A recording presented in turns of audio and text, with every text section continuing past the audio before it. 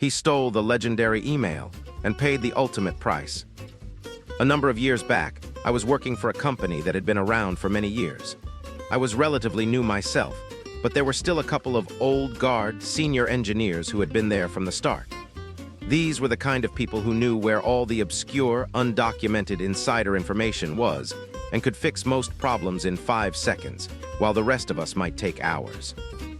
One of these engineers, who I will call Joe, was a bearded and jovial gentleman with a very Steve Wozniak-like persona. He was always happy for us to approach him with our questions and welcomed us to use his vast knowledge of how the company's sprawling IT infrastructure worked.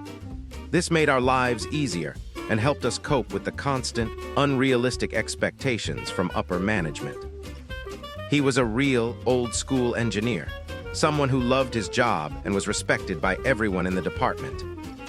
When the current department head, who was Joe's friend and a man of similar experience, retired and was replaced by a young, brash man with a business degree and little technical knowledge, it was a big change for everyone.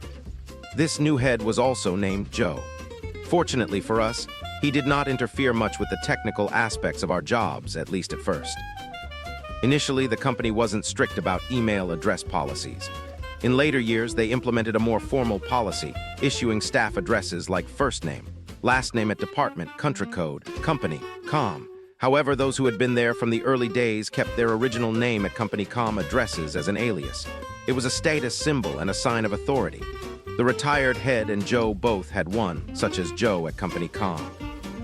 You could always tell someone important had emailed when their address looked like that.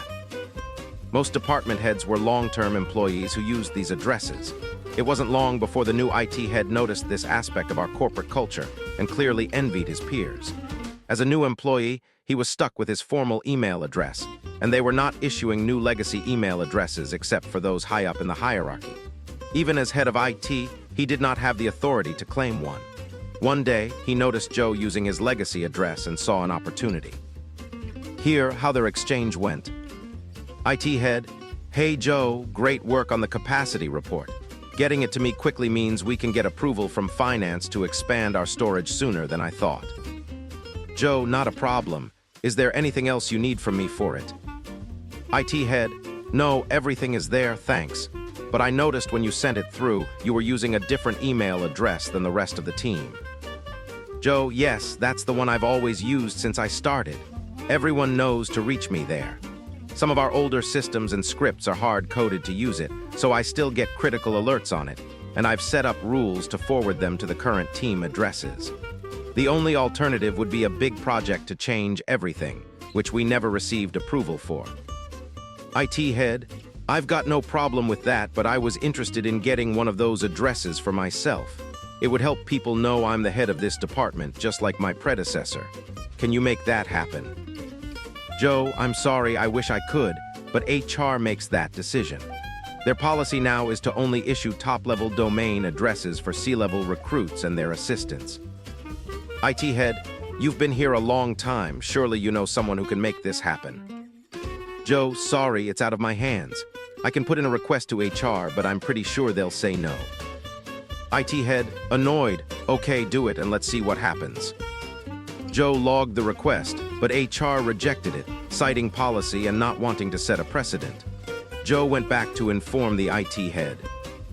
Joe, "Hey, about that request for a top-level email address. HR knocked it back.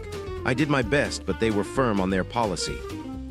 IT head, visibly unhappy, "I'm sorry to hear that. Are you sure you did everything you could?" Joe, "Yes, it's out of both our hands." IT head, "Fine then." Joe was right. There was no way the IT head would be issued a new personal address. However, his position allowed him to authorize reassignment of existing email addresses, usually used when staff left the company. He realized he could do this and formed a plan, calling Joe back for another conversation. IT head, "Hey Joe, you know how we can't create new personal email addresses, but we can reassign existing ones, right?" Joe, frowning, "Yes, you have the authority to redirect or assign the email address of someone who's left. Did you want your predecessor's address? It might confuse people if your emails come from someone who's gone." IT head, "What about addresses of existing staff?" Joe, frowning harder. You do have the authority, but it would still confuse people, and you'd be responsible for all the legacy alerts and notifications. You'd need to make sure they go to the right people. IT head, I can handle forwarding a couple of emails. I need more visibility, and there's no business reason for you to have one. Start the process of transferring Joe at company com to me immediately. Let me know when it's done. Joe had to give up the email address he had used since day one. He did as instructed, but wasn't happy about it. Switching to his regular corporate address, Joe emailed the team to explain the change and asked them to use his full new address.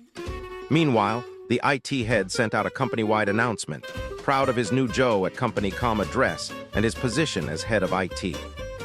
Weeks went by, and the IT head was using his new address for every opportunity, issuing new stationery and business cards. He enjoyed the recognition and prestige the address gave him. Life was good, until one morning when he was not in his office as usual. It turned out he had forgotten his responsibility to forward important notifications. Instead of forwarding them, he set a rule to delete them from his inbox. One particular alert was about backup failures on a long-term defense contract.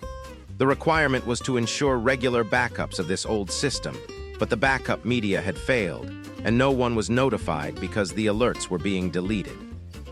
When the client requested a data restore after an accidental deletion, the backup team discovered no backups had run for weeks. The data was lost. Client was not amused. The CEO was even less so. The IT head attempted to blame Joe for the issue when the company faced a massive penalty for the failed service level agreement. However, Joe had ensured that when he handed over his email address, he provided detailed instructions and emails explaining the importance of the alerts and how to forward them to the correct people. All of this had been ignored. Company policy was clear. The recipient was responsible for managing important emails.